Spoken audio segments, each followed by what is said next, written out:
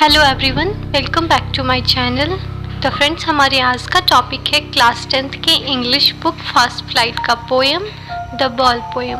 इसके राइटर है John Berryman. John Berryman एक अमेरिकन पोएट और स्कॉलर थे जो अपनी एल्बम ड्रीम सॉन्ग के लिए जाने जाते हैं, जो कि 385 पोएम का सीक्वेंस है। तो फ्रेंड्स, हमारे आज के पोएम द बॉल पोएम में पोएट ने जीवन की वास्तविकता का वर्णन किया है, जिसका सामना सभी को कभी न कभी करना ही होता है। इस पोएम के थ्रू पोएट यह भी बता रहे हैं कि हम अपने जीवन के दुखों के खिलाफ कैसे खड़े हो, उससे कैसे लड़े। तो चलिए फ्रेंड्स, फिर हम इस पोएम की एक्सप्लेनेशन की ओर चलते हैं। तो पोएम के स्टार्टिंग में पोएट ने एक लड़के के बारे में बताया है।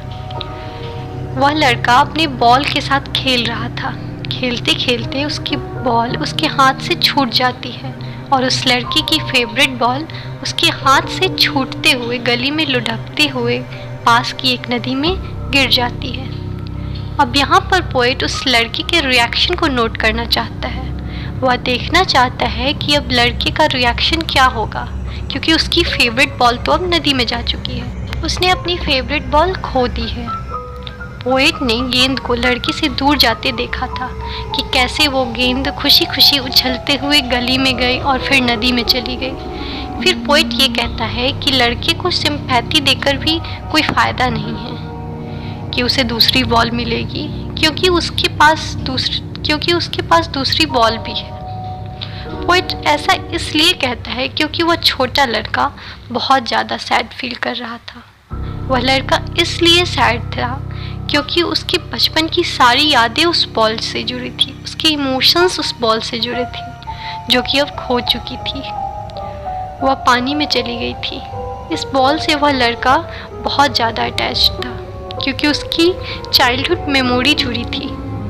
उसे उस बॉल से जुड़ी सारी मेमोरी याद आ रही थी कि कैसे वह उस बॉल से खेलता करता था, लेकिन अब वो बॉल उसके पास नहीं है, वो खो गई है। उसे जो लॉस हुआ था वह अनबेरेबल था। वह उसे सहन नहीं कर पा रहा था और इसकी वजह से वह बहुत ज़्यादा दुखी था। पोएट आगे कहता है कि वह उस लड़के से यह भी नहीं कह सकता कि वह दूसरी बॉल खरीद ले, क्योंकि उसकी जो अटैचमेंट उस पुरानी बॉल से थी वह नई बॉल से नहीं हो सकती थी। वो लड़का अपने दुख में इतना डूब गया था कि वो बहुत देर तक बंदरगाह पे खड़ा रहा और अपनी बॉल को खोजते रहा। आगे पोएट कहता है कि वह उसे दिलासा तो दे सकता था कि उसे दूसरी बॉल मिल सकती है या उसे नई बॉल के लिए कुछ पैसा भी दे सकता था, लेकिन वह अपने आप को यह करने से रोक लेता है, क्योंकि पैसे से नई बॉल तो आ सकती है पर बॉल से जुड़ी वो यादें, वो भावना, वो अटैचमेंट नहीं मिल सकती। अब पोएट कहता है कि अब वह समय आ गया है जब वह लड़का जीवन का सबसे कठिन सबक सीखेगा। अब लड़के को सीखना होगा कि इस मेटेरियलिस्टिक वर्ल्ड में उसकी कई सारी चीज़ें खो जाएंगी, चाहे वह उसकी वो छोटी सी बॉल हो या फिर कोई रिलेशनशिप हो।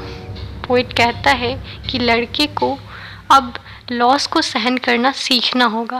लाइफ में बहुत सी चीज़ें उससे दूर चली जाएंगी, उससे छूट जाएंगी, पर अब उसे उसके बिना जीना सीखना होगा। आगे पोएट कहता है जो चीज़ें उसकी खो गई है उसे कोई वापस नहीं कर सकता, पर पोएट ऐसा इसलिए कह रहे हैं क्योंकि पैसे से आप सब कुछ नहीं खरीद सकते।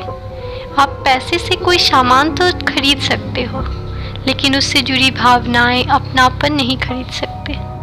पोएट कहता है कि अब उस लड़के को जीवन की रियलिटी, जीवन की वास्तविकता को समझना होगा, उसे सीखना होगा।